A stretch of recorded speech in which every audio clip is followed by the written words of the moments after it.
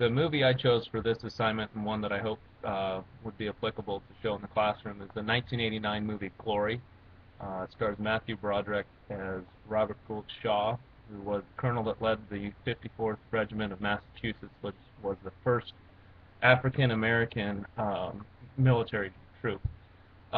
This story's fairly accurate. It's one pratfall we have to be careful of with Hollywood, is making sure that what is shown in the movie is actually accurate. Hollywood likes to take lots of liberties with movies, and it can be a slippery slope that we're communicating out stuff that's not accurate.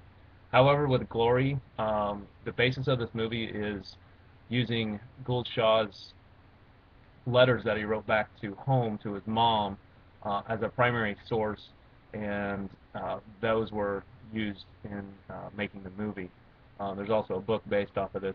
It's a fascinating story because we get to talk about African American relations um, with slavery in the South, African Americans fighting for the North, but also the racial tensions that existed, obviously in the South, but really exposes it in the North.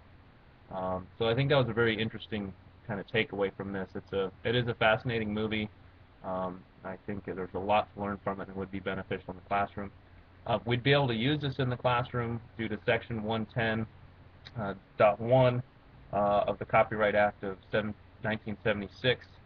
This would allow us to show it for educational purposes, create discussion, and obviously it's not for the purpose of entertainment in the classroom.